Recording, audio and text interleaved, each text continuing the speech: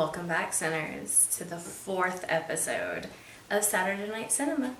I'm your host, Sawyer St. Sin, and tonight we're going to be talking some Hammer horror films. Well, one, and I'll briefly touch base on 2 others that are in this trilogy. But tonight we're going to be talking about Twins of Evil. Ugh. Love a good sexy vampire story, don't you? So, as I said, this is Hammer horror, over in the UK. Think Peter Cushing, Christopher Lee. Just makes my heart go pitter-patter. Its release date was June 1971. It's part of a trilogy. It's the Karnstein trilogy. So the first one, we have The Vampire Lovers. The second one is Lust for a Vampire. And then the third one, Twins of Evil. Now, Twins of Evil is a little bit easier to find nowadays. Not real easy, but easier than the other 2. Unlike the other 2, this one kind of tones down the sexuality a little bit. Not by much, there's still a lot of that there. But it toned down on the woman on woman, vampire on, woman situations. I don't know why. I guess to market it to more mainstream at the time. But anyways, it's still a great movie. So, our cast. Oh, wait. Gosh. Skipping ahead a little bit. Our director, John. I am totally blanking on the name. Let me consult my notes. That's right, John Huff. And he directed the other 2 films in the trilogy as well, so I'm not really for sure why he decided to tone down on some of the, more sexual nature of the films. Then we have the writer, who is, again, this name is a little difficult. Oh yeah, Tudor Gates. I guess someone named Tudor just kind of threw me off there. He wrote the screenplay. The 3 movies are based on a novel by Sheridan Le Fanu. Yeah, French. If I said anything wrong, I'm sorry. Not very good with names sometimes. But she wrote a novel called Camellia, which is one of the main vampires, Camellia Karnstein. She briefly shows up in the movie, and we'll get to her later. Our cast, our main cast, the 4 that you pretty much see throughout the entire movie. The legend himself, Peter Cushing, as Mr. Vile. Actually, Gustav Vile. And that's Vile spelled with a W. So when you go looking it up, don't come at me for saying it wrong. It's really pronounced that way. And then we have Count Karnstein himself. He's so fine. And that is played by Damian Thomas, which Count Karnstein is in Lust for a Vampire, but it's not played by the same character, or the same actor, I'm sorry. Gosh, I'm all tongue-tied tonight. It's not played by the same actor, which is kind of sad because, like I said, he's hot. And then we have the twins, Mary and Madeline. I'm sorry. The Collinson twins. So they play Frida and Maria. I'm My brain's on Count Karnstein now, guys. I'm all messed up in the head. So, the twins. First off, a little bit about them. This is their first like major starring role in a film. They were the first twins to ever grace the pages of Playboy magazine. So, I mean, they're kind of hot too. You know? I mean, not just anybody gets into Playboy. I can't get into Playboy. Enough about that. So, and they also had very heavy accents. They had Maltese accents. So what Hammer did and what they did in a lot of things where people's accents were a little heavier than what they wanted, they just dubbed them over with British performers. So in the movie you can kind of like see like that her lips don't quite match up to what she's saying, but it's not like super noticeable. It's just a little, just little tiny spots in there. But that's because, you know, they needed them to sound like they were from, you know, Venice and from, you know, a English background. So they just dubbed them over. So that kind of wraps up my little tidbits about the movie. Now on to the action. So we enter the scene as a woodsman and his daughter are just by the fire having a nice evening, and who should come knocking at their door? Well, not necessarily knocking, but kind of being, you know, barging a little bit, is Gustav Weil. Because they believe that the woodsman's daughter is a witch or a vampire, doesn't matter. Either way, the opening credits are her burning at the stake. Hammer really knows how to start a movie, don't they? So we learn, you know, through this that the Brotherhood, they're on a crusade against vampires and witches. I think mainly vampires because, you know, people, you know, go missing in the village of Karnstein. But, anyways, so they're burning people, mainly females. Females who are unwed and, you know, because back in that time, if you're a female and you refuse to be married to somebody, you must be a vile, disgusting person. Their thoughts, not mine. So, cue the twins' entrance. See, their parents just died, and so they have to move from Venice to Karnstein, central, you know, Europe area. It doesn't really give you exact location, but, you know, in the central European area, with their uncle, Gustav Weil, and their aunt, Katie Weil. So they're strolling through town, and Frida gets a glimpse of the castle. Karnstein Castle. Yeah, it's pretty tempting. Up there on the hill, all big and beautiful. Kind of mysterious, don't know what's going on there. Yeah. She's like, I'm gonna go there one day. I'm gonna check this out. So, you know, they get to town and they're dressed like, you know, they would in Venice. Well, you know, Italy is a little more forward thinking than Central Europe, I guess.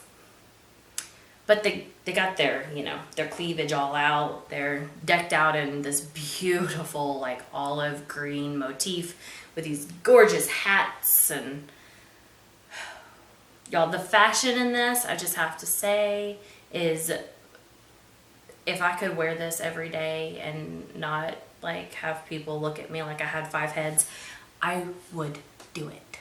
It's beautiful. All of their stuff is beautiful. Anyways, enough about the fashion, right? That's not what you came here for. So they step out of the wagon just in time for the menfolk to come back from hunting.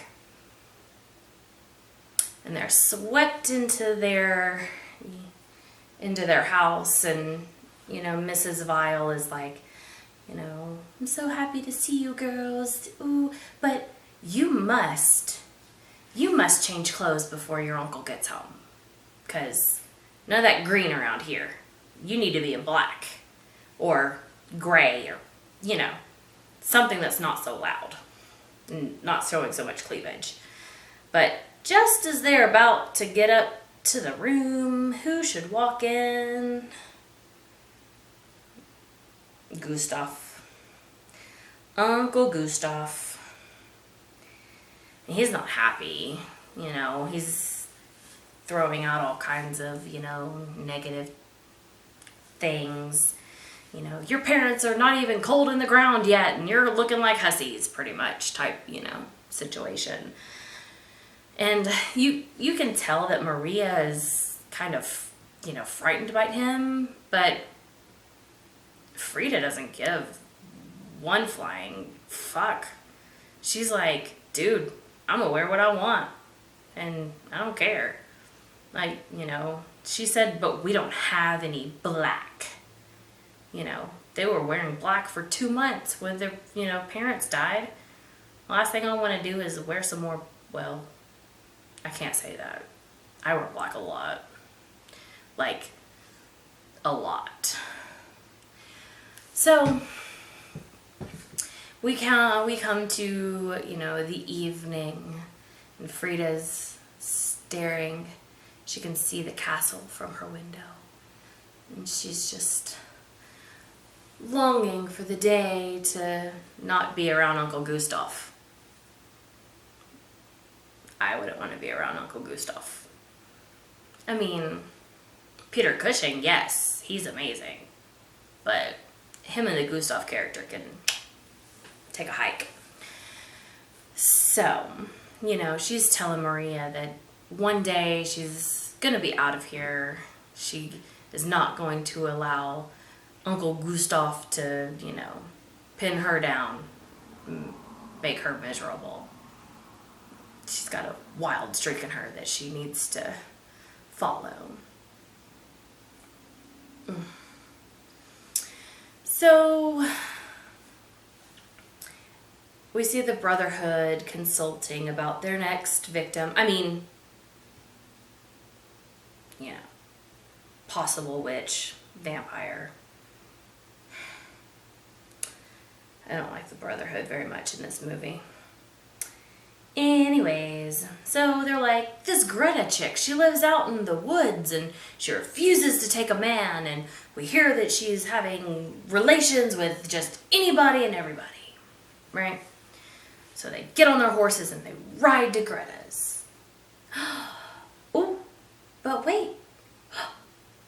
Who do they barge in on with Greta? Count Karnstein. Yeah, he's doing the dirty with Greta. And so Gustav and Karnstein, get into it a little bit, and, Karnstein just throws Greta out of the, of the cottage and is like, have her, and then Gustav pulls a gun. Now see, Count Karnstein, is like best friends with the Emperor, and so if something happened, heads would roll, as they say. The Emperor wouldn't be too happy.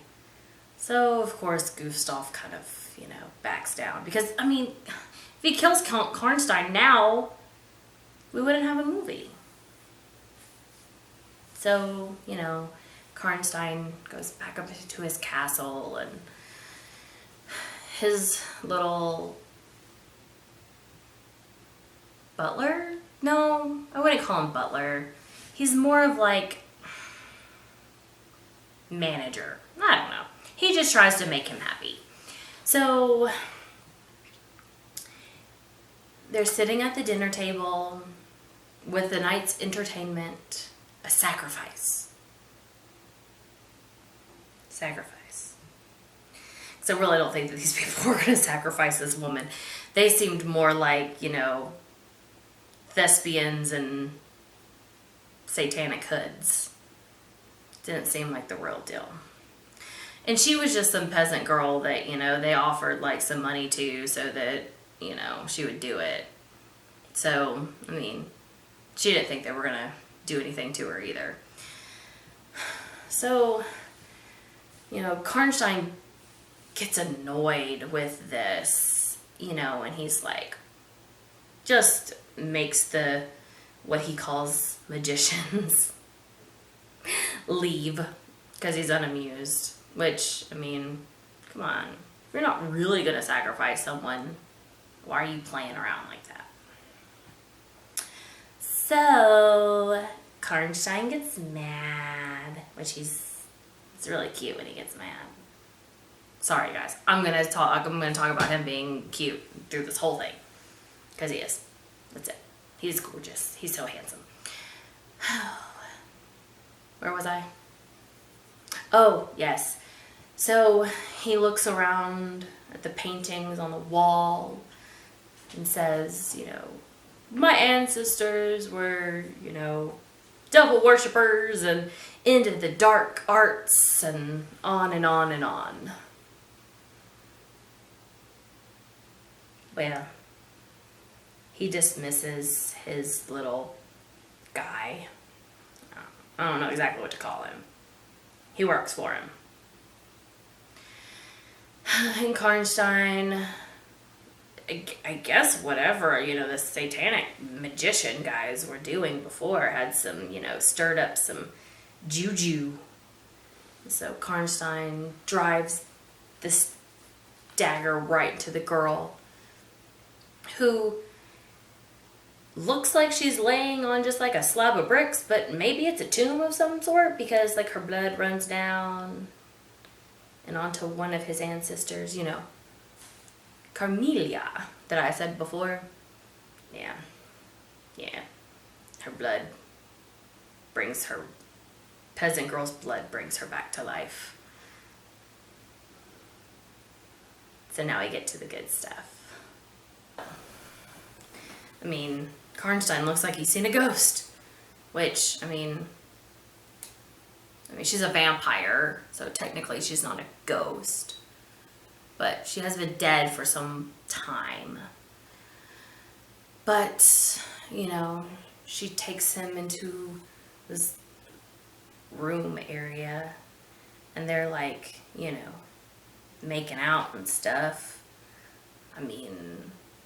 I'm not quite sure what the relation is that he has to her. I don't know if they're like, doing anything weird or if maybe he was married to her at one point. I'm not sure the logistics on this. But she bites him and turns him into a vampire. Just love a good vampire. He was already hot before he was a vampire, and now he's a vampire, which elevates him to a whole new level. Ooh, is it hot in here or is it just me? So, Karnstein, learns that Gustav has 2 twin nieces. And, Karnstein likes to have the occasional female companion, if you know what I mean. And so he, tells his little servant guy, manager, business associate, whatever he is, that he's kind of interested in, maybe, But of course, he talks him out of it. He's like, no, don't do it. You already have trouble with Gustav. That would just make it worse. Yeah. But, yeah. He doesn't listen, really, He kind of does whatever he wants to. So, next day, or at least I think it's the next day. Maybe it's been a couple days. I don't know. They don't really give us dates in this, you know what I'm saying? So, our girls go to the school where they'll, finishing school. And while all the girls are inside, well, first off, like, Anton, comes in and, like, he immediately fixates on Frida. And he's like, there's just something about her. She's so mysterious. And his sister's trying to talk him out of it. Like, man, look, Maria looks just like her, Like, why don't you go for her? She's a much nicer person. Frida's like a bitch. But, just something about this mysterious woman who just doesn't want to conform to our ways. You know how it goes. But anyways, while Alton is talking to Maria about some of the village history, Count Karnstein pulls up outside and gets out, and Frida's like, now's my chance. She goes outside and she's talking to him, and then who should break everything up but Gustav? Warning Count Karnstein, like, to stay away from his nieces, and he's just gotta ruin everything. So, cut to later that night, the girls are, getting ready for bed. Well, Maria's getting ready for bed. Frida's like, screw this, I'm going up to Count Karnstein's, castle. I want to see what he's all about. So she puts on this basically yellow nightgown. I mean, you can kind of see through it. She wears it several times during the film. It's like, it seems like that nightgown, that yellow is like her, like, I'm gonna get wild outfit. Anyways, so she's running through the woods, and Karnstein's security, that's what we're gonna call him, security, sweeps her up, throws her in a, what's that thing called? Buggy, and off to the castle she goes. Because, like, let's be honest, if she tried to, like, walk that up that hill, it would be days until she got up there. So she's there, she's having dinner. Greta, for some reason, is there.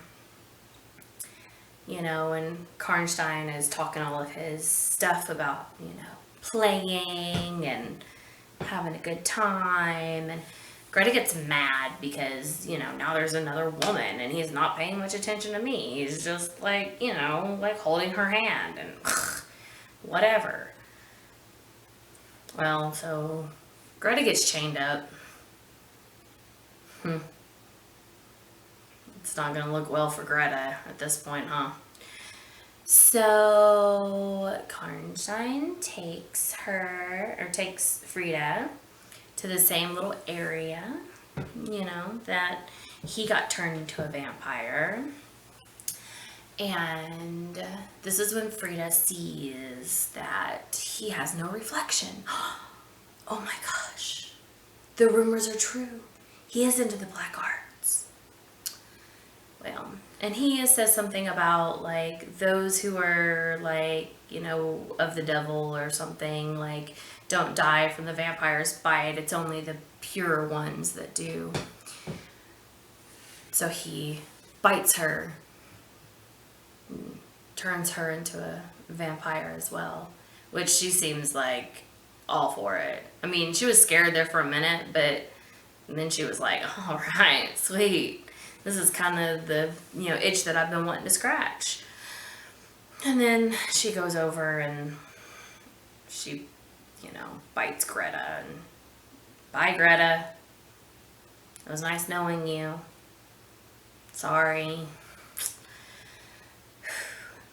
Well, so we learned that, like, Frida's been, like, skipping out a lot.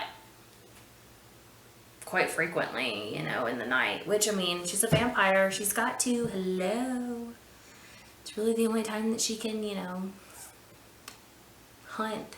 Although, I have to say, her and Karnstein are able to be out in, like, direct sunlight. So that's a thing in this, is, you know, they do roam around in the day. I don't know when they sleep, though. That's what my question is, because she seems to be doing a lot during the day, and then she's off with him at night. I guess she doesn't sleep. I don't know. So,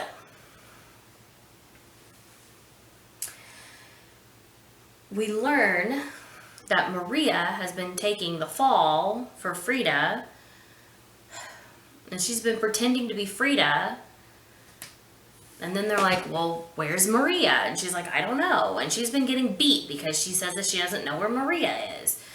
And then she's like, you know, like, I'm going to get beat again tomorrow because, you know, you're around. And he's going to be like, well, where have you been? And he's going to beat the crap out of me. You know, so she was like, I think that you should pretend to be me. And, you know, then Frida's like, basically like, no, you're going to do what I say, or, you know, you're going to get it. You know what's going to happen to you. So, I mean, I guess, you know, Maria went with it. Poor little Maria. She just seems so nice and just wants to please everybody. Well, so we learned that Alton has written a letter to, like, the higher up in whatever church that they belong to. And this, of course, pisses Gustav off because, you know, I mean, I guess the church isn't, like, you know, fully for, you know, like, just burning women for no good reason. I mean, come on, Gustav. What do you think? They're just going to be like, yeah, sure, kill off all our people. No, they're not going to want you to do that. Maybe. Because, you know, I mean, you kind of need women to, you know, populate the world and things. You know, that's a big thing in Christianity, is make them babies. Sorry, this is not about religion. So, Gustav, you know, is like, do you not believe in the devil? Do you not believe in, you know, and Anton's like, I mean, yeah, but even if they were vampires, like, burning them's not going to do anything. That's just going to kill their body. The spirit's going to find a new body.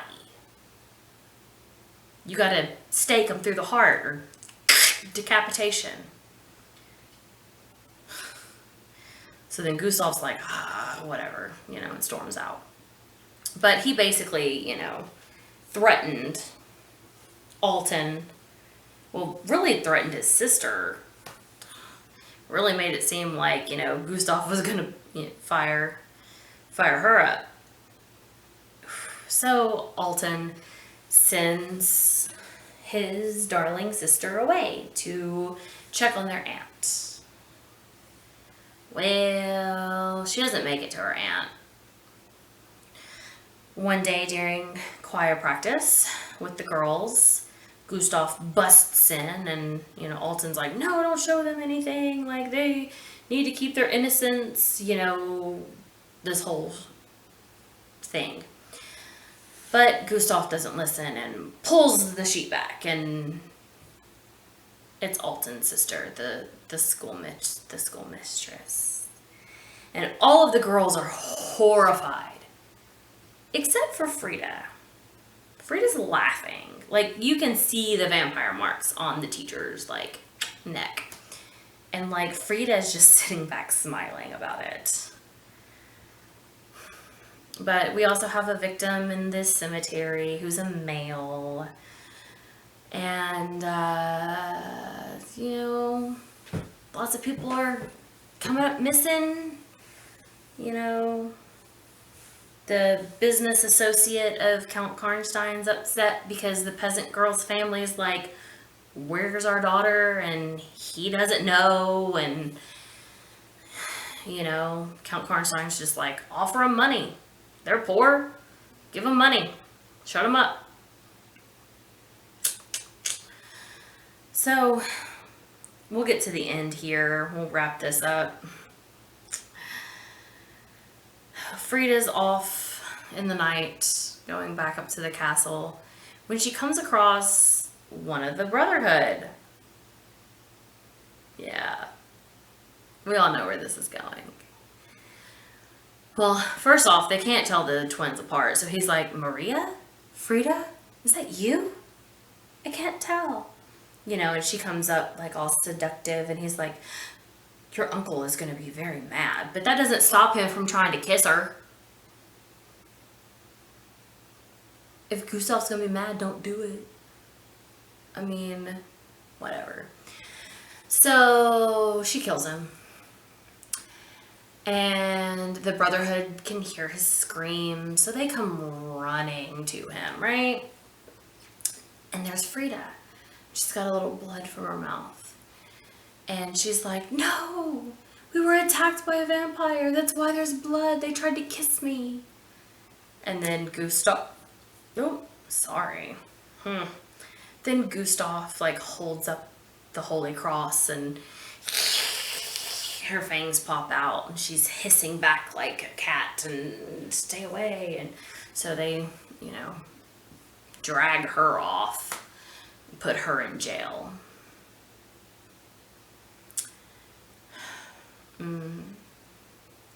Maria is, you know, having fits. And so the doctor comes by and gives her some kind of cocktail to knock her out. Lord knows what kind of drugs he gave her, to, you know, back in that time period. Like, he probably gave her, like, some straight up, like, stuff, you know? So, Gustav is like, oh, she could be one too. You know, God sent me twins of evil. Haha. You see the movie? Okay. So, you know, his wife is like, you will not touch that girl. She's up there sleeping with the Holy Cross, like, tightly in her hands. And, you know, so Gustav doesn't go. And, you know, he's so conflicted. It's his family. And, you know, that whole, like, good versus evil. And, oh my gosh, what am I going to do? Didn't have that problem when it was just random chicks that you were burning. Gustav. Those were somebody's daughters. Somebody loved them. Rude.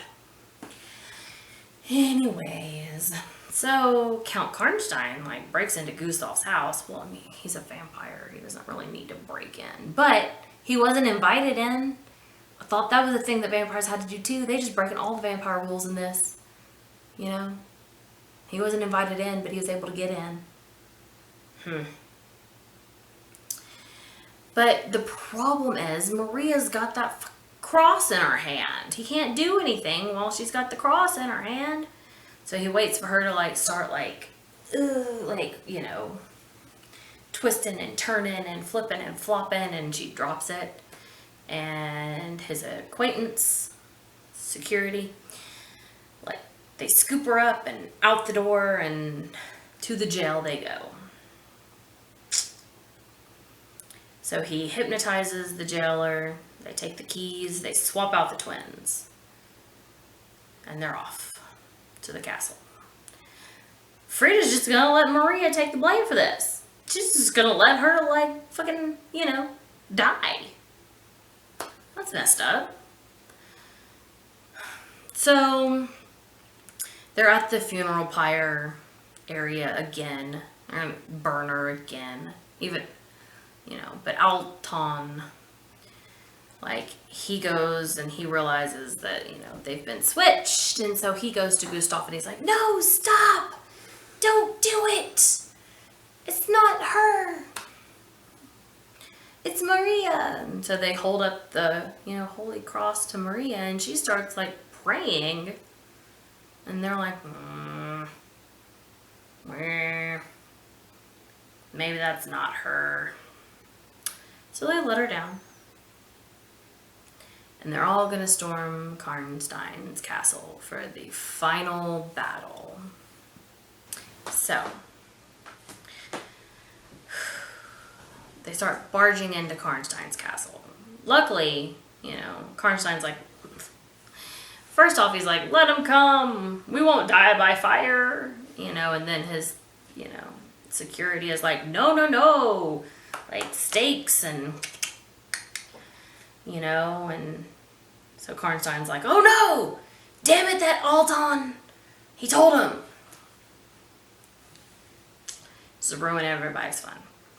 So security goes out to fight off, as many as he can, while Karnstein and Frida go through the sewage, I don't know, some crazy tunnel that he has underneath his system to get out the back door and into the private family cemetery. But unfortunately for Frida, well, there's Uncle Gustav and decapitates her real quick. Because Karnstein was like, no, you go first. Karnstein, even though he's gorgeous, is all about that self-preservation. So we have Frida's dead, and Maria oh, something's happened to Frida. She just knows it. She feels it. Oh. So then she runs off. And Count Karnstein is back in the castle. He's barricaded himself. Gustav can't get in. So Gustav, goes, I don't know where he goes. He goes a different way. But so Maria comes to where Frida got decapitated and finds her shoe, and she's just like, oh. And then, Count Karnstein grabs her and takes her, and at this point, the mob is in the castle. They're in the castle. Karnstein is on the balcony. He's got, Maria in his hands. He's gonna do something to her. Probably throw her over the edge. I don't know. But Gustav makes himself known, and Karnstein puts down Maria, and she basically sits in the fetal position for this whole time. She doesn't do much of anything. Maria is just kind of useless in some situations. It seems like if something happens, she just kind of breaks down and goes into the fetal position. Which, I guess it's a good coping mechanism for some people. But so, Gustav tries to, kill Karnstein, and he misses. And Karnstein taunts him anyways. He's like, yeah, you better do this right or you're gonna die. And so that's what happens. Gustav tries to turn and run, and he gets an axe to the back. Dies. But, now that Frida's out of the way, Alton grabs a spear and just chucks it. And somehow gets Karnstein right in the heart. So then we get a scene of Karnstein slowly just disintegrating into a goopy mess.